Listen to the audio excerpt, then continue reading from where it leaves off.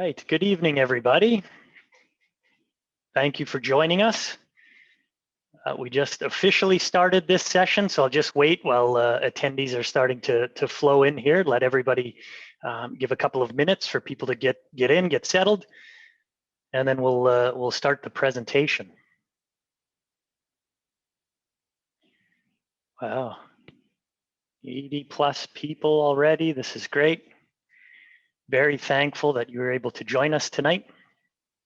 Hopefully you'll make good use of your time. And so I will jump in and we won't waste any time. We'll get right into it. So good evening again. Thank you and welcome to our Estate Administration Week. My name is Matt Mandrusiak and I'm a donor advisor with the Edmonton Community Foundation. It's my pleasure to be your host for this session tonight, and we are so happy that you could join us. Many of you are already familiar with our annual Wills Week held every October.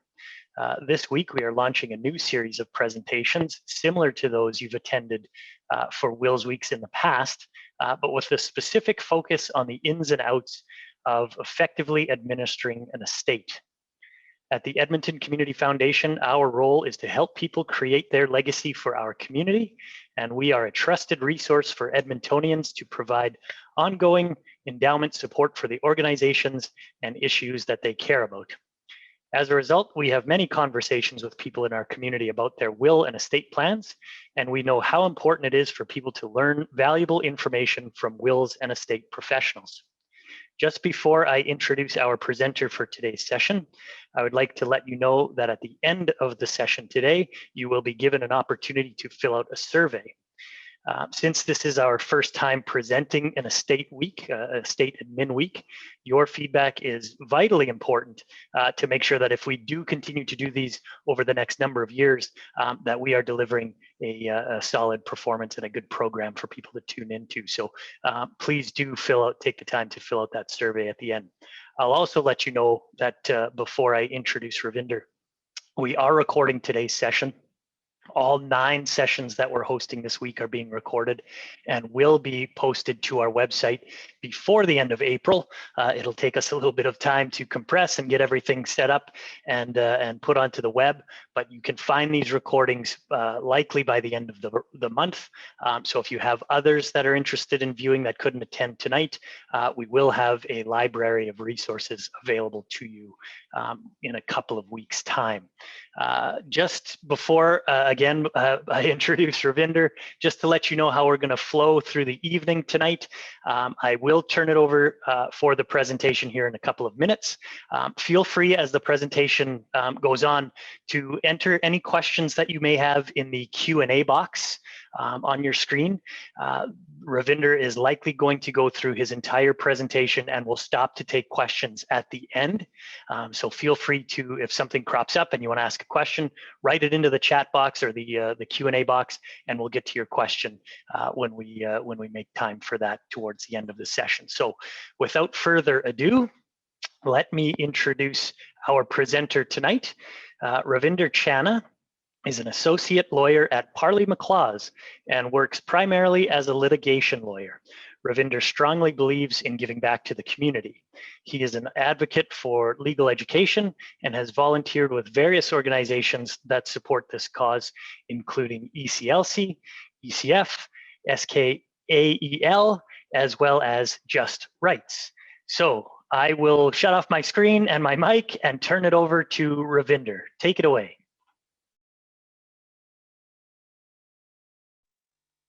You're on mute, Ravinder. Sorry about that. Oh, my bad. Thank you for that introduction. I greatly appreciate it.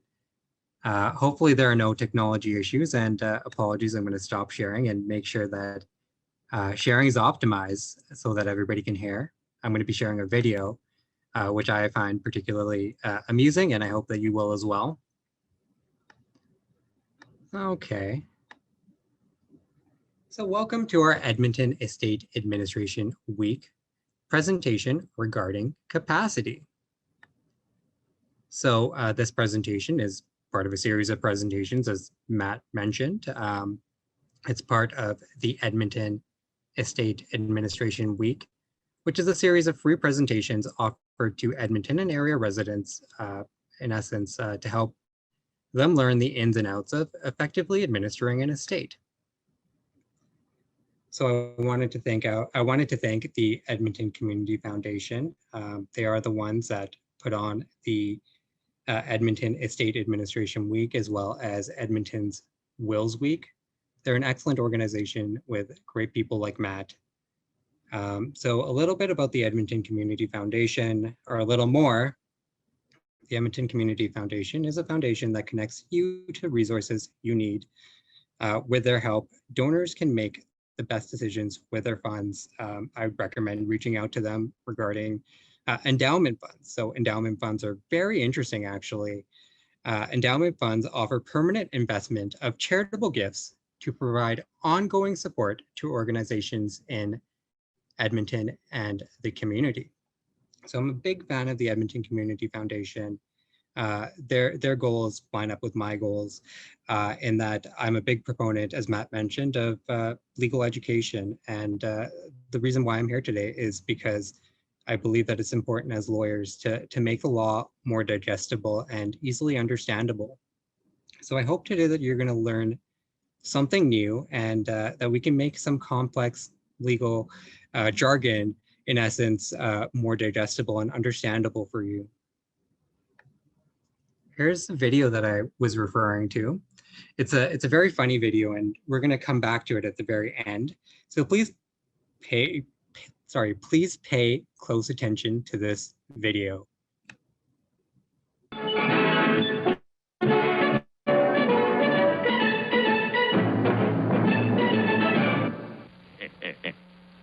Pardon me, officer. Bright-eyed minion of the law. Could you direct me to Armand's exclusive shop for men? Oh, thank you, officer. I'll put in a good word for you with the chief, a personal friend of mine. I tell you, hey, generous gendarme.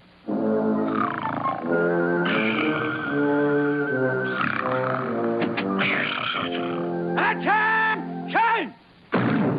Sergeant, have we filled our quota of men for the month? One more to go, sir. One more to go? Sergeant, I want that quota filled, and filled today, or I'll have you peeling potatoes. Yes, sir, sir. Oh, yes. Oh, here we are, of course. Armand's Men's Shop. The last refuge for men of good taste. Yeah. Now then, sir, what do you have in navy blue? Well, of all the brass. You win, sir. I like a young man with ambition, confidence in his product. Yes, sir. He's all yours, Doc. And make sure he passes, or we'll both be peeling spuds. Now, don't make the sleeves too short. Oh, I see they've raised the waistline again. Wonderful efficiency. What exacting care. Oh, pride of craftsmanship. I tell you. Breathe in, please.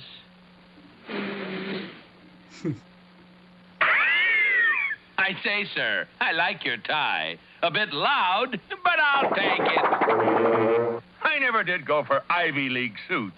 It makes a body look too slim, too slender.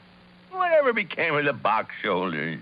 Oh, the 8-button sack and the bell-bottom trousers. Get fittings done here.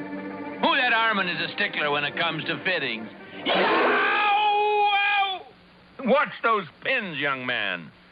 By Jupiter, if you're not on your toes, they'll stick you every time. Yeah, well, all right, Armand. I'll do business with you, but only you. What's this we have here? My, what a handsome walking stick. Wonderful continental flavor. A good balance. Oh, no! On guard, sir. How you're dealing with D'Artagnan Magoo.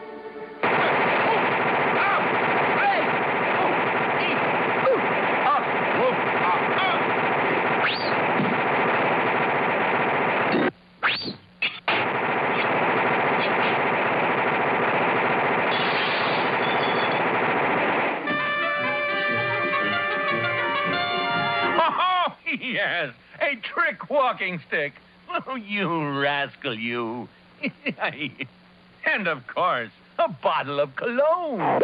Oh, no! Real He-Man aroma. Yes. The ladies would really get a bang out of it. Yes. But it's more your type, Armand. Look at him go. He can hardly wait to try it out.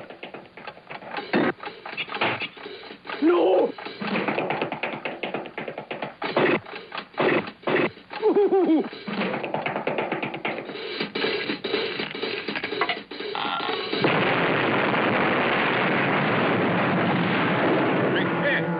And after all my years of devoted patronage, this place has gone to the bow wows.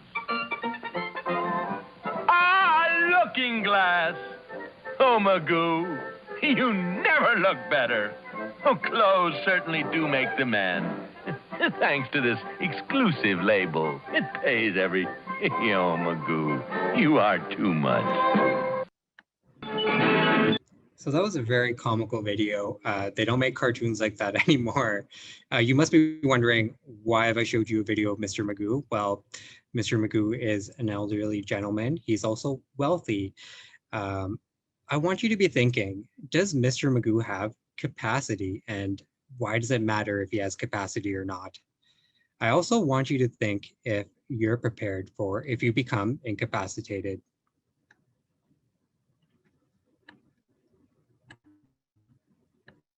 And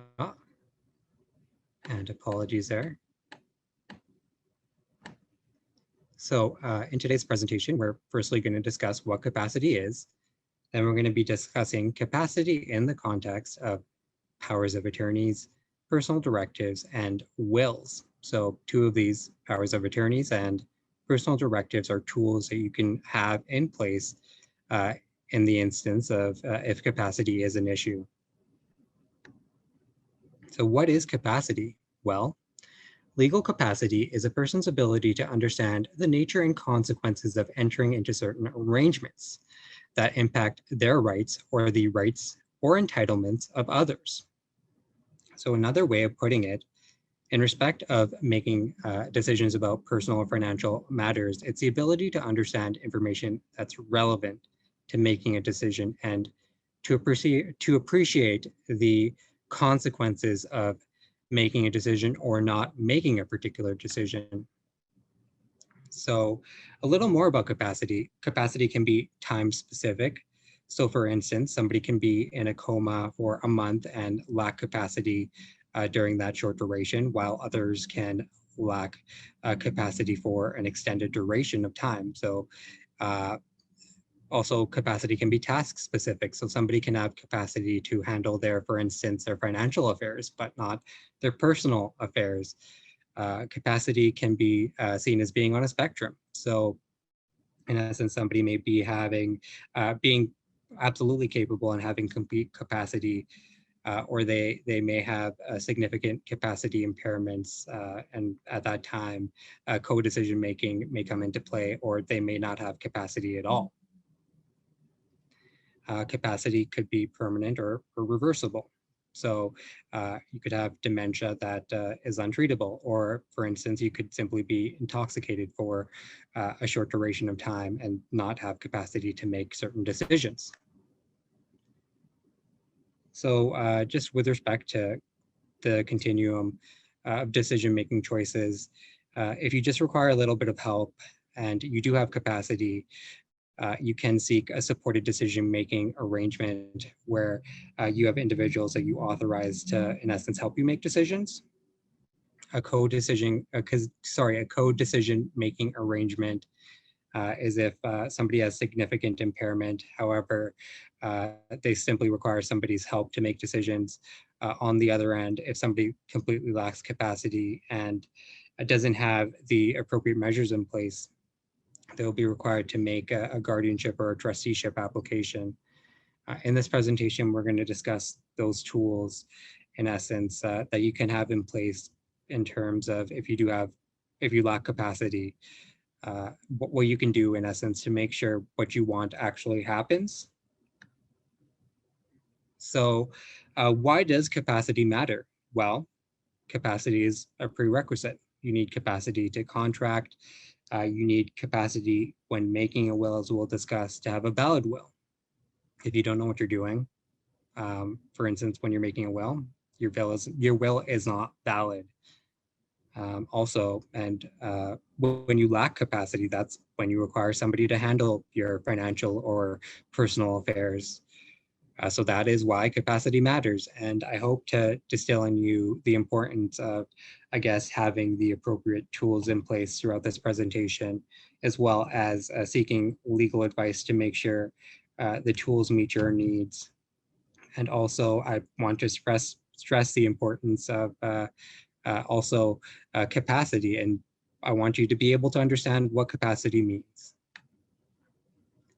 So the first tool for incapacity is an enduring power of attorney. So I'm going to be using power of attorney and enduring power of attorney interchangeably. A power of attorney is different than an enduring power of attorney, as we'll discuss. So a power of attorney at common law would be void upon incapacity. However, legislation has allowed for something called an enduring power of attorney, which continues upon somebody being incapacitated. So just some definitions regarding a power of attorney. A power of attorney is a document signed by a donor. A donor is the person who makes a power of attorney. In the power of attorney, the donor appoints an attorney, somebody who's empowered on their behalf to make financial decisions for them and manage money and property. Of course, you can narrow the scope of the power of attorney in essence by specifically crafting it. And in terms of how to craft it, I would recommend seeking legal advice to make sure that your wishes are fully met.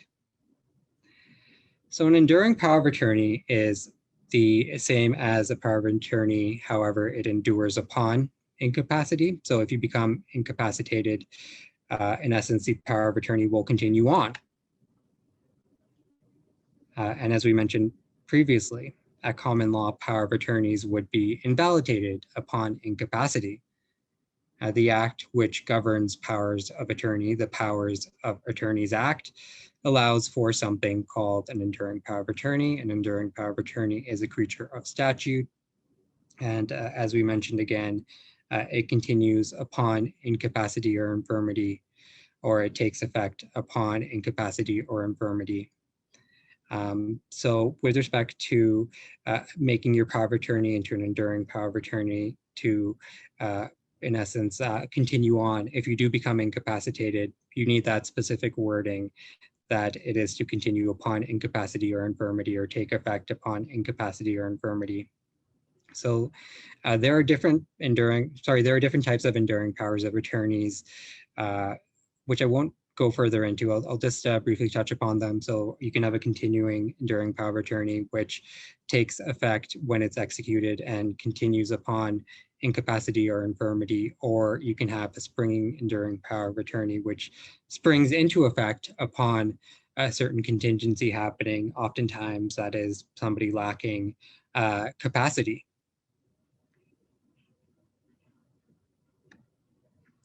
So why does capacity matter in the context of a power of attorney? Well, if you lack mental capacity at execution, the power of attorney is void.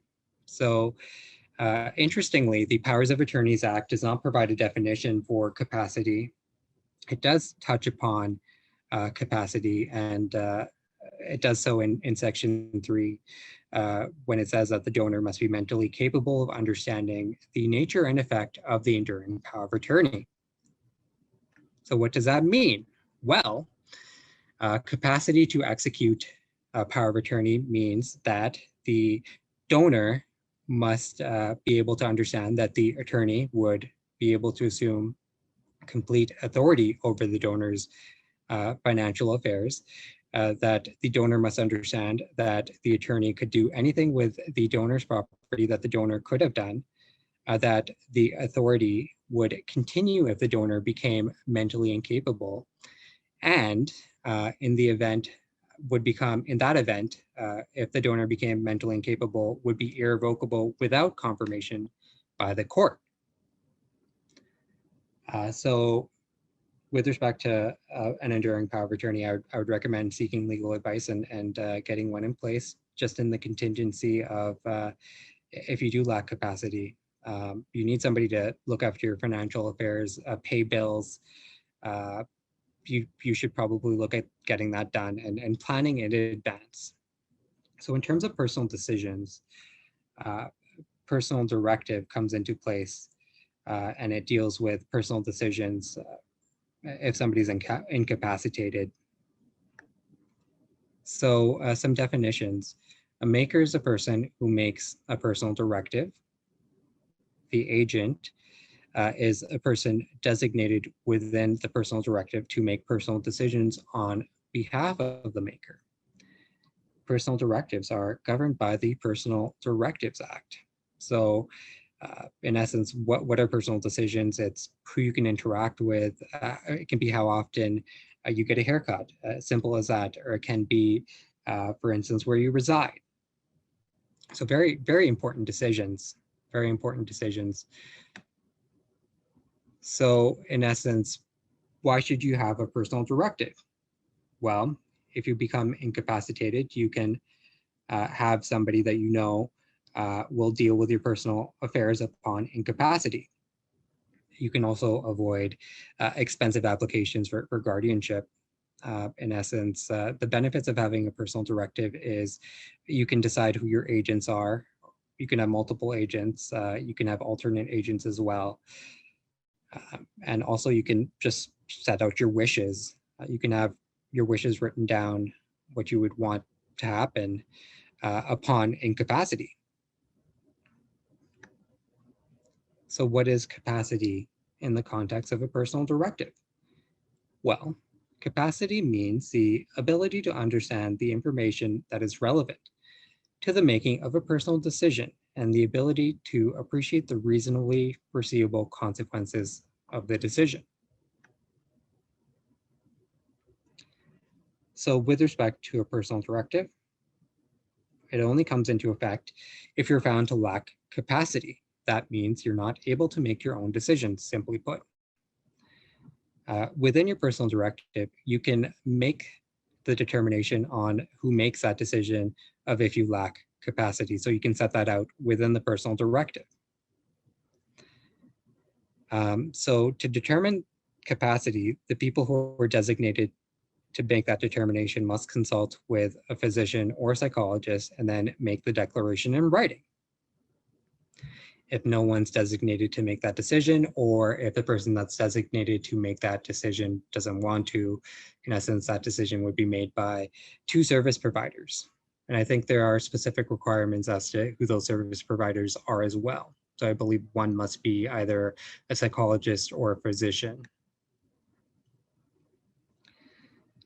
So with respect to personal decisions and incapacity, I would strongly recommend that you prepare in advance and make sure that you have a personal directive in place to make sure that your intentions are fulfilled if you do lack capacity, whether it be for a short period or an extended duration of time.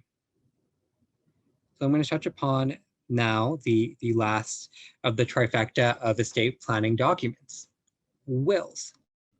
And I'm going to touch upon capacity in the context of wills. So some definitions again. A testator is the individual that makes a will. A personal representative is the individual that, in essence, manages the estate. They're designated by the testator. And just as there was with respect to personal directives and powers of attorneys, you can have alternate personal representatives. You can have multiple people be personal representatives and act in conjunction with one another. So the act that governs wills is the Wills and Successions Act. Where does capacity come into play? Well, you have to have capacity, in essence, to have a valid will. and you have to have capacity at the time of making a will, which makes inherent sense, doesn't it? So testamentary capacity is capacity in the context of a will. So the points and what testamentary capacity requires is set out in the classic case of Banks and Goodfellow. It's a really old case from 1870. So the parts of the test are that the testator or person making the will must understand the nature and effect of what they're doing. They must understand the extent of the property which they're disposing. The testator must be able to comprehend and appreciate the claims which he or she ought to give effect. What that means is, in essence, the testator must know who he or she has a moral obligation to provide for. The testator must also not be suffering from a disorder of mind or insane delusion, which would influence his or her will in disposing of his or her property and bring about a disposal if the mind had been sound would not have been made. So the key there is the disorder of mind or delusion must, in essence, affect how property is disposed of in the will. So I was just reading up on a case recently, and in essence, it dealt with an elderly gentleman who crafted his will in a way that he left his wife out, and in essence, he had delusions regarding his wife, that she was seeking comfort of other gentlemen. In reality, she had been married to this gentleman for a long duration, and in essence, none of the things that he was worried about were actually a reality. So in essence, testamentary capacity is it's really important in that you can't have a valid will if you don't have testamentary capacity at the time of making the will. You also need testamentary capacity at the time of making any amendments or revoking a will, and then again, like making a new will. So it's really important to have. It's really important to have.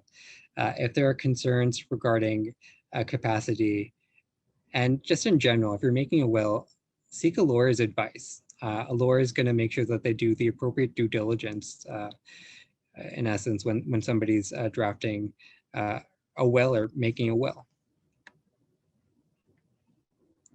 So what would happen if you don't have these documents? Well, with respect to personal directive or a power of attorney, if you don't have these in place, you're going to have to spend money on expensive and time-consuming applications to the court. An application for guardianship in the context of personal directive or trusteeship in the context of a power of attorney and dealing with your financial affairs. Again, this can be expensive and time-consuming. And I want to stress upon you the importance of dealing with these issues before capacity becomes an issue. Before there's a question of capacity, make sure that you've got these appropriate estate planning documents in place. Also, with respect to capacity, if you seek legal advice, you can avoid disputes, and if you get these documents in place prior to capacity becoming an issue, you can avoid these disputes as well. So just back to Mr. Magoo. So does Mr. Magoo have capacity? Well, that's a complex issue, and it depends upon the context. So he may have capacity, for instance, to do some things, but not others. As a lawyer, I would want to speak with Mr. Magoo and make sure that he understands what he's doing. And again, I want to stress upon you the importance of not getting into the position where capacity may be an issue. Plan in advance. Seek legal advice, and you'll save a lot of headaches for yourself and for family members. That's why estate planning documents are important. Having certainty of mind that your intentions are followed, firstly for yourself, so having that certainty of mind for yourself. In addition, having that certainty of mind for your family members, knowing that they won't have to go through the hurdles of going to court to get guardianship or, in essence, have to apply for trusteeship. So I hope that you've learned something about capacity today. That concludes my presentation. I'm going to open up the floor to questions now.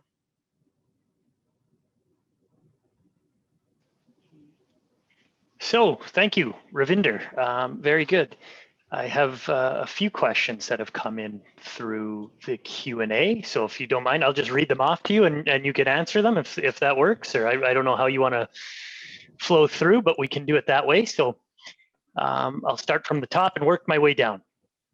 Excellent. A father left one of his sons out of his will, which I understand is his right to do. The father died a few years later, and the son who was left out of the will claimed that his father was not in possession of all his capacities to make a valid will. How does one prevent such an eventuality? How does one prevent such an eventuality? Well, it just goes back to planning. What I would recommend is having a lawyer. So in the cases that I've seen, in the case law that I've seen with respect to disputes regarding capacity, having a lawyer is beneficial, and that lawyer can testify regarding the procedures that they undertook to, in essence, make sure that the person, in essence, making the will was sound of mind, and that these were actually their intentions. So a lawyer would do the due diligence to, I guess, help you avoid as best as you can those issues. That isn't to say that it would stop those issues from completely happening, but a lawyer can be helpful in that context. Okay, thank you for that. Hopefully that answers that question for you. Is a personal directive required for making health or medical decisions for the person that cannot make their own?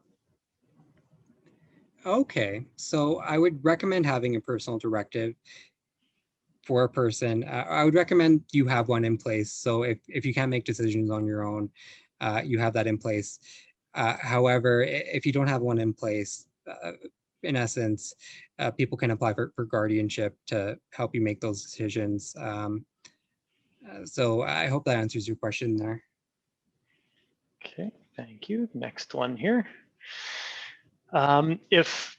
Excuse me, if an adult male has some undiagnosed form of autism, suspected by the family, but never seen a doctor regularly or have a family doctor, but he can live alone and function, he only has more confidence having someone like family go along with them to the bank, doctor, dentist, etc., to have more help understanding what is going on. Does he have capacity? He is single, has an elderly mother in her 80s that provides his home, but she still lives in another province and has sisters in and not living sisters in and not in Alberta. He has no will now. How do you handle that, and what should the family do to make sure this man is properly prepared? So I'll try to speak to that as best as I can. I can't really offer legal advice over the Zoom call because there's often context that's missing. With respect to an individual like that, if, for instance, he can meet the required capacity requirements, then a supported decision-making arrangement might be the best way of going about it.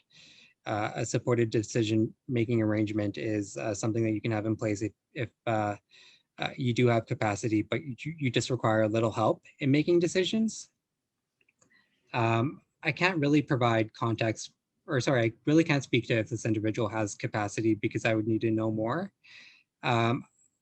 Yeah, so that's how I'll answer that one. Okay.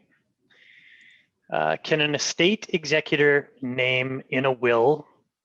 Can an estate executor name in a will also have the POR? That one's a little confusing. Sorry, could you read that again? I'm thinking this question might be, can the executor be the same as your power of attorney? Yes. Yes, the executor can be the same as the power of attorney. Oftentimes what people do is they have mirror estate documents, and they just appoint a spouse as the agent, attorney, executor for them as well. So it can be the same. Okay, perfect. Will the lawyer who writes a personal directive give recommendations regarding the wording? Yes, they should give recommendations regarding the wording. They should go through the personal directive with you. There are certain requirements within the Personal Directives Act as well for certain decisions. So I believe for psychosurgery, for instance, your intentions have to be provided for within the personal directive. So a lawyer should go through the wording with you for a personal directive. Okay, thank you. Is it common for a person with power of attorney to be compensated? And if so, what would be an appropriate rate of compensation? So you can provide for compensation within the power of attorney. With respect to what that is, I would recommend, well, I can't say what's appropriate for you, because I think it depends upon the individual. Sure. But you can provide for compensation within a personal directive or a power of attorney as well. Okay. Do trust companies have the facility to provide financial administration for someone? How about personal administration, as would be conducted through a personal directive? That's a good question.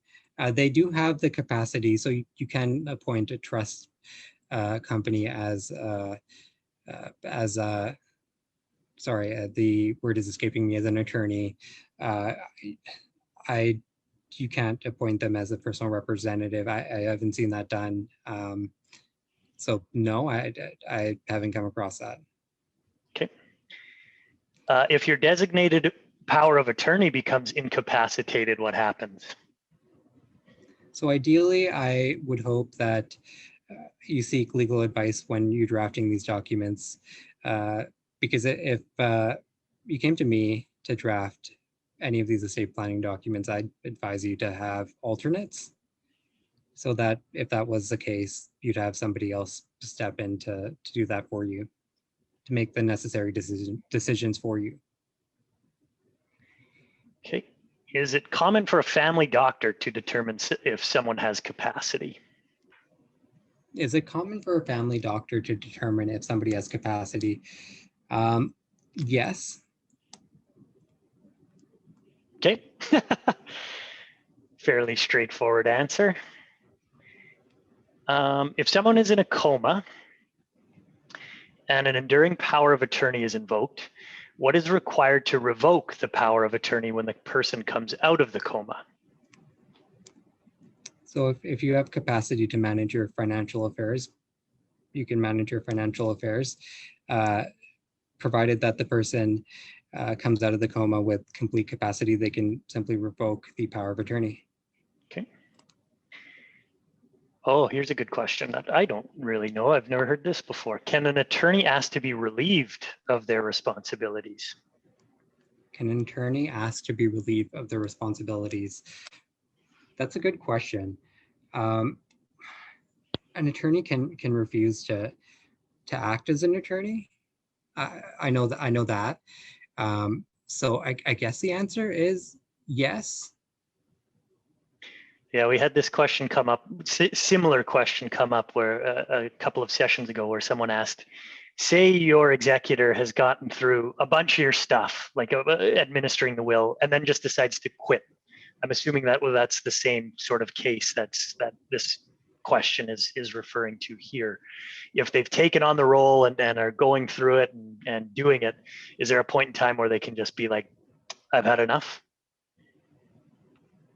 So that is a very interesting question, and I'd have to look into that question even further to see if there's any case law specifically regarding that, and if the case law speaks to if there are certain points that you can't revoke, in essence, being an attorney or an executor. I don't imagine that there would be, but that would be something interesting to look into. Okay. If here's a question from Pam. I'm my son's guardian. I thought I should go with him to have him make his will. Given what you said about capacity, is he not able to make a will? Is he not able to make a will? Sorry, could you please rephrase that question? Yeah, if you're listening, Pam, maybe you could help rephrase that. Just write it back into the chat, into the Q&A. So on guardianship, can you expand the reasoning for obtaining guardianship, such as what needs to be in place so that you avoid seeking court permission on guardianship? Okay, so what needs to be in place in avoiding to have to seek guardianship? I'd recommend having, again, the power of attorney in place for someone to avoid having to seek guardianship. Sorry, what was the other part of that question? It was just the reasoning for obtaining guardianship. Okay, so the reasoning for retaining guardianship is, in essence, if you have a family member and personal decisions need to be made on their behalf, like, for instance, where they reside, if they reside in a home or who they reside with, you would have to seek guardianship if there is no personal directive in place. Okay. Where am I at here? The cost, approximate cost for preparing all three of these documents. The approximate costs, well, it depends upon the firm. I'm sure that you could get a good set of all these documents for under $1,000. Okay, thank you. And just so folks know who are attending this, you can find a list of contact information for our volunteer lawyers who have committed their time to presenting these sessions this week. So if you do want to reach out to somebody and have that conversation, there's a lot of information that we can provide to you to get in touch with one of these great lawyers. Sorry, getting back to some of the group's questions here.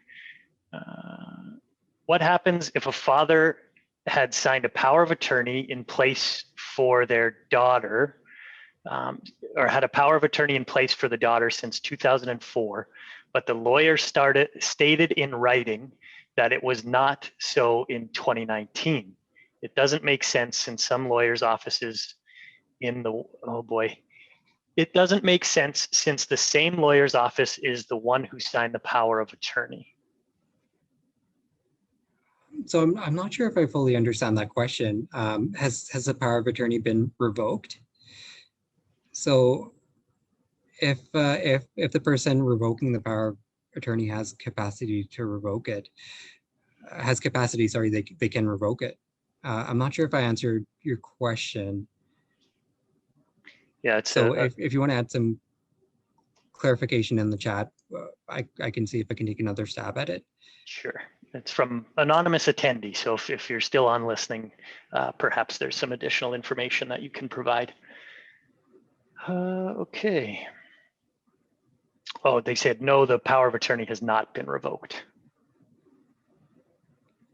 Okay. I think I need more context regarding that. Yeah, I don't think there's enough context to answer that question. Feel free to shoot me an email if you like, and I can see if I can, I guess, have a chat off the air with more information. That's fair. Okay, what evidence would a person have to bring forward to prove that the testator did not have capacity?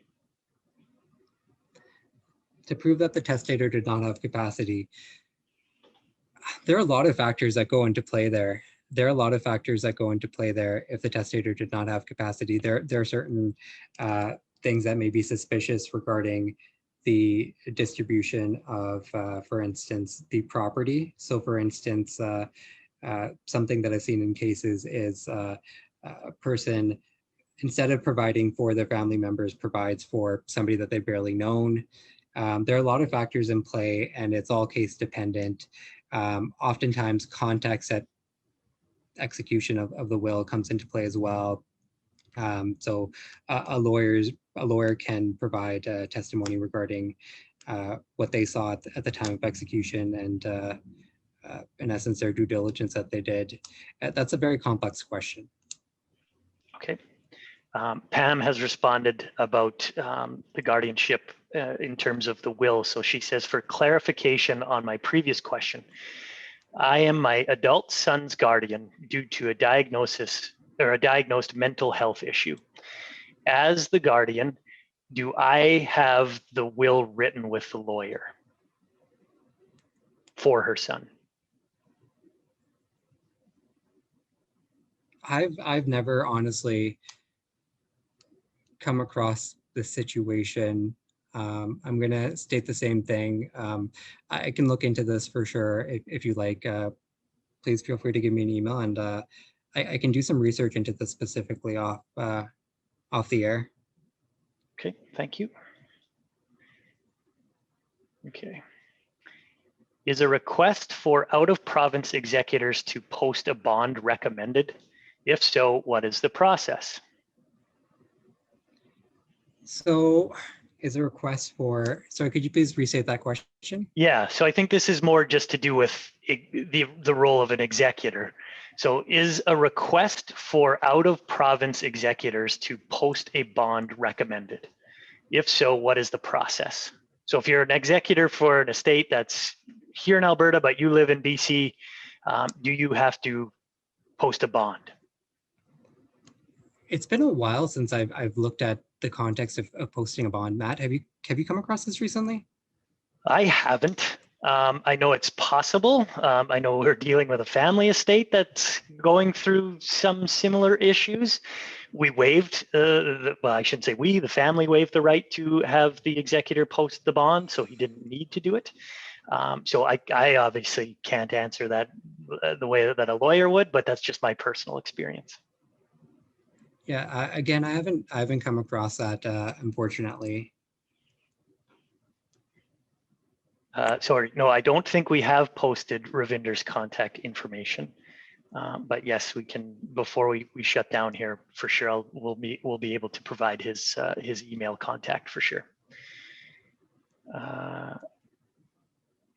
What is the lawyer's due diligence in determining capacity? It depends upon the situation, to be honest. You're obviously going to do more if there are concerns regarding capacity. So if I've got concerns regarding capacity, I'm going to make sure to memo the file regarding my interactions with the individual. I'm going to be, with any individual, any client, I'm going to make sure to go through the terms of the estate planning documents with them, but I'll be extra, I would personally be extra diligent to ensure that they fully understand and can comprehend what they're doing, which is extremely important. And again, memo the file regarding my interactions with this individual. If there are other concerns, you could request, for instance, just confirmation from a medical professional. It depends upon the situation. It's very situational. That's the thing with law. Everything is situational. Everything depends upon the facts. There are different facts for every case. You're never going to come across the same fact pattern twice. There are always going to be small nuances which make a matter different. And with those different nuances and the different contexts, you're going to require a different approach. What amount of record keeping should a person with power of attorney, sorry, my screen just shifted. Sorry, I'll start over. What amount of record keeping should a person with power of attorney maintain?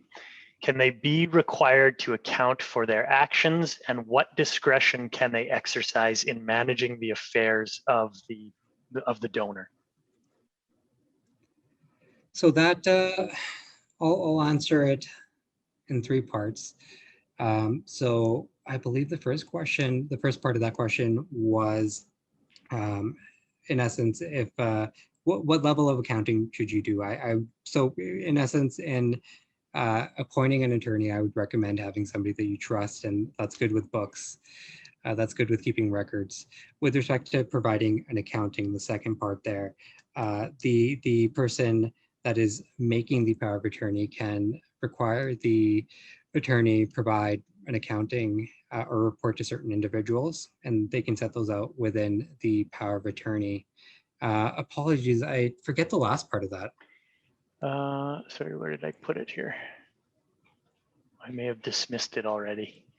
Give me 1 second.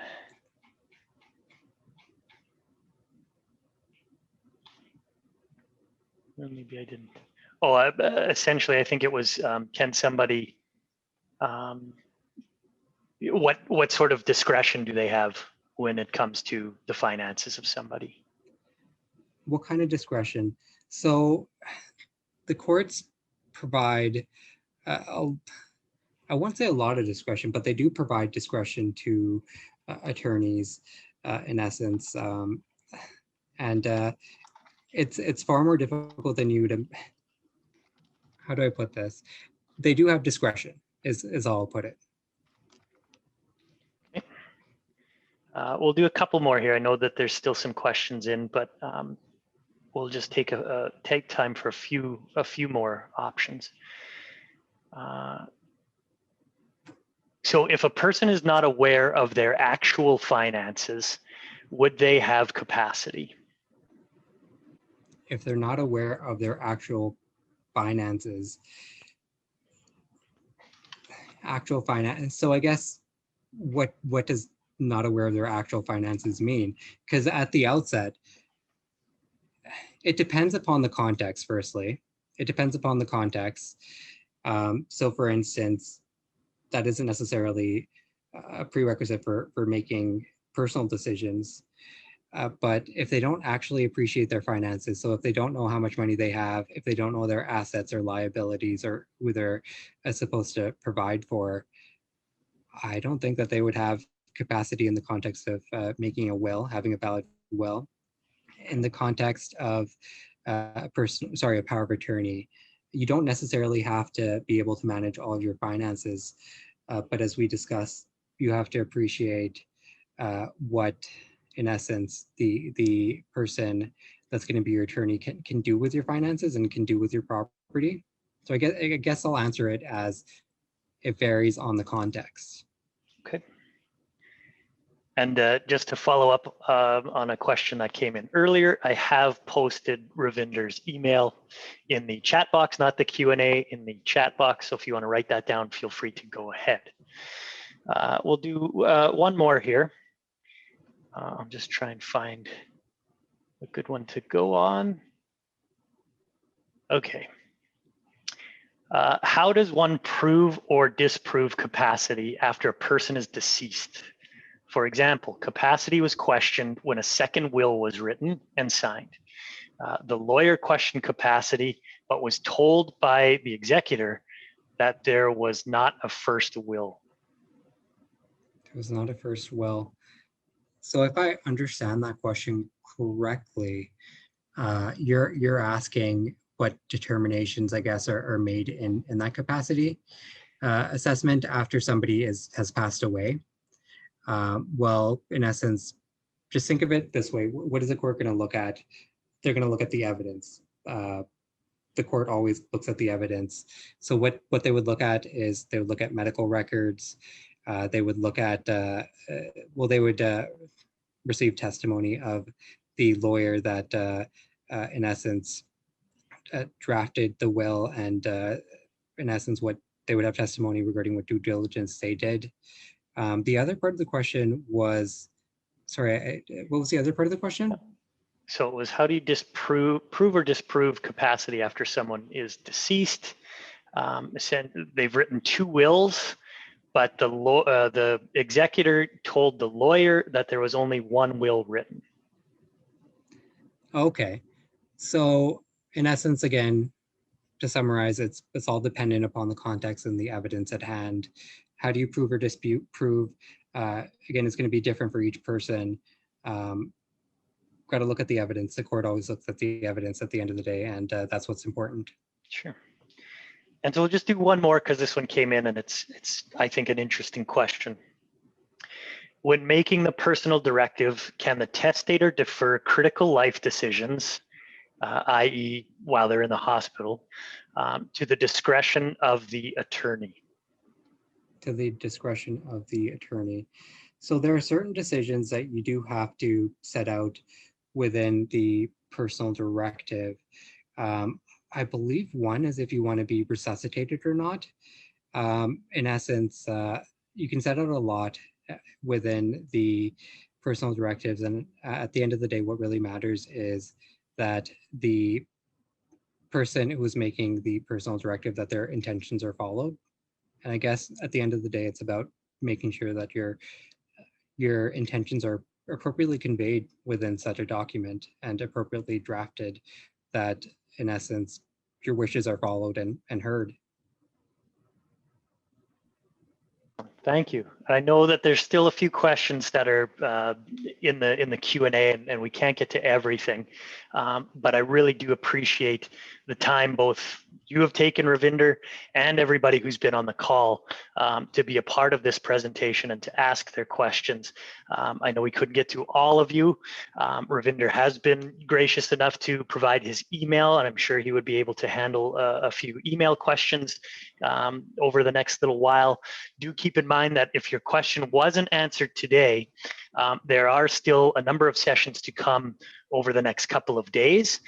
And if you're interested in potentially checking out any of those sessions, feel free to visit our website. It's here in the corner of my picture, ecfoundation.org, to find out the remaining schedule of sessions that we have.